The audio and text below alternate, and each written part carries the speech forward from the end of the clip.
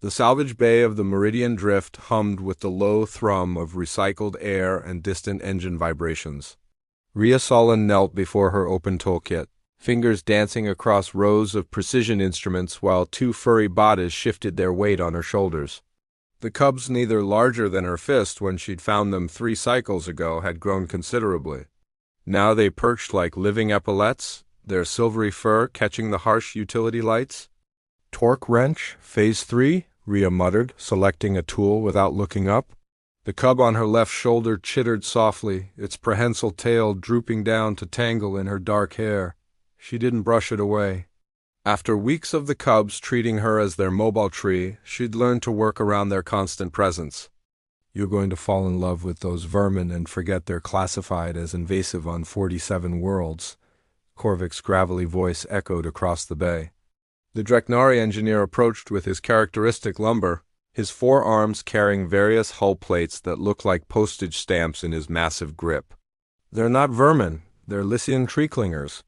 Endangered, actually." Rhea didn't look up from her work, carefully adjusting the magnetic calibration on a hull welder that had been misbehaving for days. Human fingers, Korvik had learned, could reach places in machinery that his thicker digits couldn't dream of accessing. Endangered because they breed like tribbles and eat through power conduits. Korvik set down the hull plates with surprising delicacy. The station master on Vex 9 put out a bounty on those things. 300 credits per tail. The cub on Rhea's right shoulder hissed, tiny claws flexing against the reinforced fabric of her jumpsuit. Rhea reached up absently and scratched behind its triangular ears until it settled back into a rumbling purr. "The station master on Vex 9 is also wanted for smuggling unlicensed bioweapons. I'll take my moral guidance elsewhere, thanks." She finally glanced up, squinting at the Dreknari. "Did you bring the coupling I asked for?" Korvik's mandibles clicked in what might have been amusement. "You humans, always so righteous about the small creatures while you conquer half the known galaxy. We don't conquer, we explore. There's a difference. Tell that to the Calathi Protectorate." Rhea stood, the cubs adjusting their positions with practiced ease. The one with its tail in her hair, she'd named him Pip, wrapped his tail tighter, anchoring himself as she moved. The other, Squeaker, dug in with her claws. "The Calathi attacked our colony ships first. We defended ourselves." She approached the damaged hull section where Korvik had been working. Her eyes traced the scorch marks, the twisted metal, the telltale signs of plasma fire. "Besides, we're not here to debate interstellar politics. We're here because this ship won't repair itself." The Meridian Drift had limped into the Outer Reach station 3 days ago, hull breached in 4 places, life support failing. The crew, a mix of species from a dozen worlds, had been lucky to survive.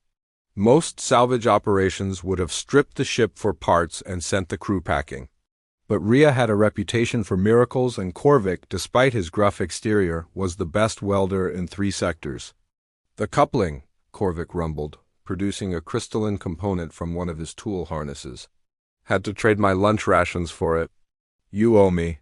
Add it to my tab." Rhea took the coupling, examining it in the light. Pip leaned forward, whiskers twitching with curiosity. "Perfect. This should restore power to the starboard thrusters."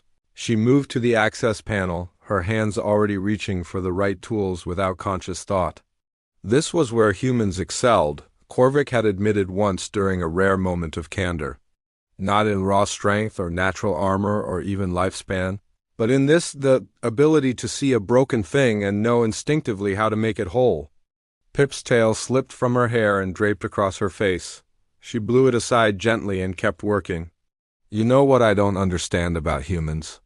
Korvik asked, his own hands busy welding a hull plate into place with precise, measured movements. "I'm sure you're about to tell me. You're soft, fragile, you need suits to survive in half the environments we work in. You're not the strongest, not the smartest, not the longest-lived." He paused, the welding torch casting harsh shadows across his chitinous features.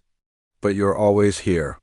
In the worst jobs, the most dangerous places, fixing what everyone else has given up on. Why?" Rhea secured the coupling and began reconnecting the power relays, her fingers moving with surgical precision. Squeaker nuzzled against her cheek, a warm presence in the cold mechanical space. Because someone has to, she said simply. And because we're too stubborn to know when to quit. The power relay sparked to life, green indicators blossoming across the diagnostic panel like flowers after rain. Somewhere deep in the ship's bones, systems began humming back to life. Korvik made a sound that might have been a laugh. Stubborn, yes, that's the word for it. He set down his torch and surveyed their work. The crew will be able to fly again. They'll make it home. That's the idea. Rhea closed her toolkit, satisfied.